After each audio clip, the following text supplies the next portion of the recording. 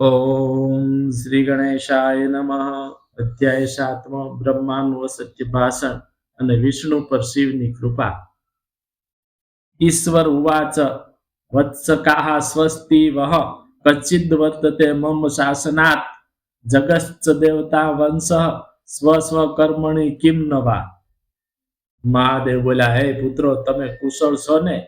મારા શાસનથી જગત અને દેવતાઓ કોનો વંશ પોતપોતાના કર્મમાં વર્તે છે કે નહીં? હે દેવો, બ્રહ્મા અને વિષ્ણુનું યુદ્ધ પહેલાથી જ મેં જાણ્યું છે, અને તેથી થયેલા તમારા દુઃખે તે મને ફરી જણાવ્યા જેવું થયું છે. એમ હે સનતકુમાર, મંદ હાસ્ય સહિત મધુર વાણી વડે પાર્વતીના પતિ મહાદેવે એ દેવ સમૂહને સંતોષ પમાડ્યો. પછી બ્રહ્મા અને વિષ્ણુનું જ્યાં યુદ્ધ થતું હતું ત્યાં જવાને મહાદેવે પોતાના 100 ગણાધીશોને તે જ સભામાં આજ્ઞા કરી. તે પછી મહાદેવના જવા માટેના અનેક પ્રકારના વાજિંત્રો વાગવા લાગ્યા, એટલે જાત જાતના વાહનથી શોભતા ગણેશ્વરો તૈયાર થઈ ગયા. પાર્વતીના પતિ મહાદેવ પણ પોતાના પુત્ર તથા ગણો સાથે પ્રણવ જેવા આકારવાળા અને આદિ અંતમાં 5 મંડળથી શોભતા સુંદર રથમાં બેઠા. ત્યારે ઇન્દ્રાદિ સર્વદેવો પણ તેમની પાછળ જવા લાગ્યા. રંગબેરંગી ધજાઓ, પંખા, ચામરો, પુષ્પની વૃષ્ટિ, સંગીત તથા નૃત્યના સમૂહો વડે અને વાજિંત્રો વડે સન્માન કરાતા મહાદેવ પાર્વતીની સાથે સૈન્યને આગળ કરી બ્રહ્મા અને વિષ્ણુની યુદ્ધભૂમિ પર ગયા.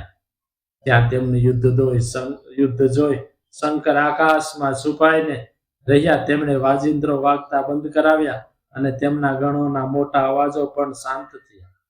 તે સમયે બ્રહ્મા તથા વિષ્ણુ બંને વીરો માહેશ્વર અને પાશુપત અસ્ત્ર વડે એકબીજાને હણવા ઈચ્છતા હતા.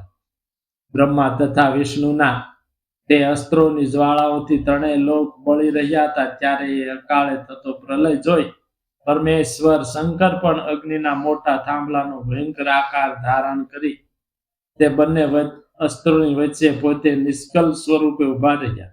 જેમ તે મહાન અગ્નિ પ્રગટ થતા જ્વાળાઓથી યુક્ત અને લોકનો સંહાર કરવામાં સમર્થ એવા તે બંને અસ્ત્રો ક્ષણવારમાં શાંત પડી ગયા.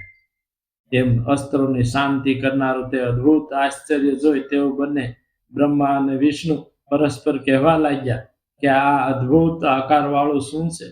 આ અગ્નિ સ્વરૂપ થાંભલો ક્યાંથી પ્રગટ થયો? આપણી ઇન્દ્રિયોથી આ જણાતો નથી. આની ઉપરનો તથા નીચેનો ભાગ આપણે જાણવો જ જોઈએ. એમ નક્કી કરી પોતાને વીર માનતા તે બંને વીરો મળી જઈ તે થાંભલાની પરીક્ષા કરવા તરત ચાલી નીકળ્યા. તે વેળા વિષ્ણુએ કહ્યું કે આપણે બંને જો ભેગા રહીશું તો આમાંનું એકેય કાર્ય નહીં થાય.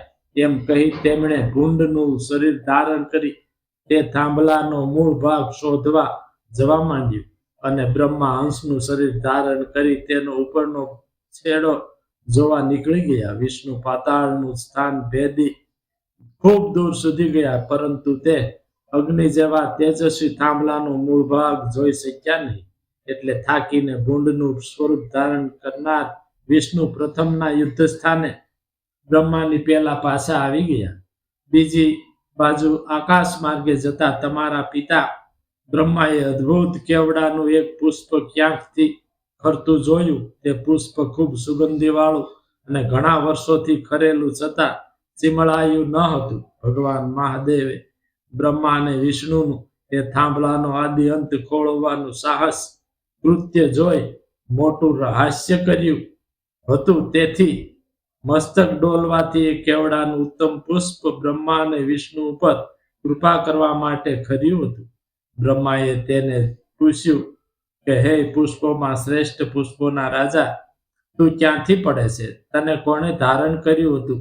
ત્યારે તે કેવડાના પુષ્પે કહ્યું કે જેનો આદિ કે અંત નથી એવા થાંભલાના મધ્ય ભાગે હું લાંબા કાળથી પડું છું, છતાં મને એનો અંત દેખાતો નથી. માટે તમે તેનો અંત જોવાની આશા છોડી દો. એટલે બ્રહ્માએ કહ્યું કે હું એનો અંત ખોળવા હંસ રૂપે અહીં આવ્યો છું. તો હે મિત્ર, હવે તારે મારી આ ઈચ્છા પૂરી કરવી. તારે મારી સાથે આ વિષ્ણુની સામે આમ કહેવું કે હે વિષ્ણુ, બ્રહ્માએ થાંભલાનો છેડો જોયો છે અને તેનો હું સાક્ષી છું. એમ કહી બ્રહ્માએ તે કેવડાના પુષ્પને વારંવાર પ્રણામ કર્યા અને ઉપદેશ આપ્યો કે આપત્તિ કાળે અસત્ય ભાષણ પણ યોગ્ય ગણાય છે. પછી બ્રહ્મા પાછા ફરી ત્યાં વિષ્ણુને થાકેલા તેમજ હર્ષ રહિત જોઈ હર્ષથી નાચવા લાગ્યા અને પછી નામર્દની પેઠે વાદ કરી તે બ્રહ્મા વિષ્ણુને જૂઠું કહેવા લાગ્યા. હે વિષ્ણુ, મેં થાંભલાનો છેડો જોયો છે અને તેમાં આ કેવડાનું પુષ્પ સાક્ષી છે. ત્યારે વેવ કેવડાના એ પુષ્પે પણ વિષ્ણુની પાસે બ્રહ્માનું વચન બરાબર છે એમ જૂઠું કહ્યું. એટલે વિષ્ણુએ તે સત્ય જેવું માની બ્રહ્માને નમસ્કાર કર્યા અને પોતે જાતે 16 ઉપચારોથી તેમનું પૂજન કર્યું. તે વેળાએ ઠગ બ્રહ્માને શિક્ષા કરવા તે અગ્નિરૂપ લિંગમાંથી મહાદેવ ત્યાં પ્રગટ થયા.